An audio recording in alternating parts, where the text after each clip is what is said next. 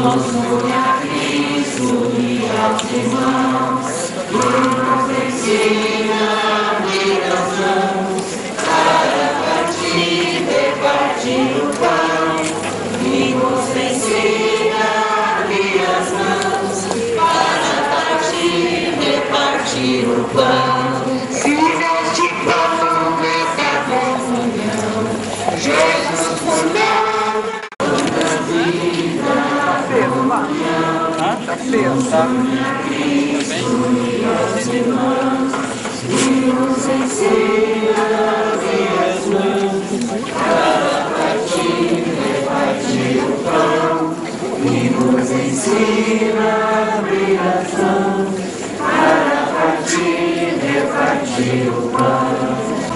Vamos valorizar o elemento vital, água. Acabamos de fazer sobre outros elementos. Será partilhado um copo de água com muitas pessoas e vamos com muita consciência lembrar em quantos momentos na história sagrada a água é símbolo da presença vivificadora de Deus. Já na criação do mundo, o sopro de Deus suscitou a vida. A inundação do dilúvio purificou a vida. E Jesus manda que os discípulos mergulhem na água batismal aqueles que ele sustenta com seu corpo e sangue. Dou-vos um novo mandamento: amai-vos uns aos outros como eu vos tenho amado. Assim também vós deveis amar-vos uns aos outros. Nisto todos conhecerão que sois meus discípulos, se vos amardes uns aos outros. Palavra da salvação. Glória ao Senhor. A busca de uma vida em comunidade, marcada pelos valores evangélicos, é uma meta de alta e pode ser compreendida como uma conversão eucarística. Uma comunidade é como uma família, a família dos irmãos e irmãs de Jesus, onde não falta o vinho novo da alegria de ser viver numa nova aliança, tendo Maria como mãe e modelo de discípula de Jesus. Nem sempre a comunidade consegue viver essa comunhão, mas isso é fruto da falta de esvaziamento total de si. Jesus deu o exemplo no lava-pé. Naquele momento, Jesus quis indicar a medida do amor que tinha para com os discípulos. O amor sem reservas, disposto a fazer o bem até o limite extremo de dar a vida pelos amigos. São Paulo aos Filipenses apresenta-se grande mistério do esvaziamento total de Jesus. Ele, sendo de condição divina, não considerou o seu ser igual a Deus, mas despojou-se, tornando-se servo, semelhantes aos homens. E termina dizendo que ele se abaixou, tornando-se obediência até a morte, e morte de cruz. A vida da Eucaristia sustenta com maior realismo a fragilidade da vida humana. É na comunidade que assumimos as limitações e as necessidades de apoio e acolhida dos irmãos, gerando diálogo, compreensão, partilha, acolhida e gratidão. É a Eucaristia que torna possível essa unidade. Não obstante a nossa cultura atual, que privilegia o individualismo e o isolamento, o Cristo na Eucaristia nos transforma, nos une a exemplo da Trindade, que é uma comunidade de amor.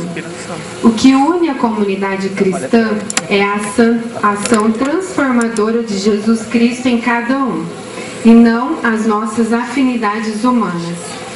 Nossas celebrações eucarísticas deveriam estreitar cada vez mais os nossos laços de amizade em Cristo e com os irmãos e irmãs. Esforçar-nos para conviver como verdadeiros irmãos e irmãs, pois pelas veias do corpo místico do Cristo, nutrido pelo pão eucarístico, correm a mesma vida, o mesmo sangue, o mesmo amor. Uma única mesa e o mesmo alimento indicam e revigoram a identidade da família dos filhos de Deus. Eis porque a participação na Eucaristia deveria levar-nos a ser e a ter um só coração e uma só alma. Com relação à campanha da fraternidade, nesse altar podemos refletir sobre o elemento água. O uso literal e figurado da água na Bíblia reflete sua importância para toda a vida, seja como um elemento que dá vida, seja como uma força que pode ameaçar e destruí-la. Vemos isto quando o Espírito de Deus pairou sobre as águas bem no início da criação, na história de Noé, no batismo do Rio Jordão, nas bodas de Caná, no encontro de Jesus com a mulher samaritana e em muitos outros momentos, e finalmente no rio de água viva em Apocalipse. Refletir sobre os numerosos significados da água nas narrativas bíblicas é uma forma de refletir sobre nossa relação com Deus, sobre a relação de Deus conosco e com toda a criação. A água se faz presente sobre o altar, lavando as mãos do celebrante, bem como uma pequena gota é colocada junto ao vinho. Simboliza a natureza humana que se transforma no divino sangue de Cristo. Para cada seguidor de Jesus, a água na Eucaristia pede por salvação e reclama nossa atenção. A sensibilidade que provém do coração de Deus e, portanto, passa também pelo nosso coração, nos responsabiliza e nos empenha para salvar a água, para salvar o ser humano. A crise da água é uma grande ameaça para a integridade da criação divina, sendo a causa de inúmeros conflitos. Porém, a dimensão litúrgica celebra a santidade já inerente à água como dom de Deus. Não existe vida sem água. Então a água adquire um valor vital e sagrado, sendo um bem comum e direito de todos. Celebrar a água é nos unir intimamente ao universo, à criação de Deus e ao próprio Deus.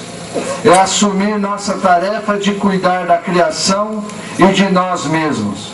Na sequência, será distribuído um copo de água para que possamos fazer um gesto de vida.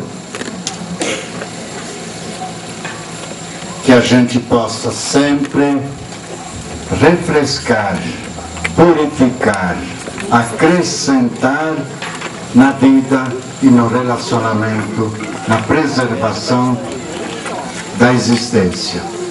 E para esta nossa última parada, eu sugiro que a cruz se sinalize bem no centro e todos nós nos aproximemos o mais que pudermos da cruz de Cristo e de nossas cruzes da vida, iluminadas pela fé, para recebermos de Deus a bênção para toda a nossa caminhada.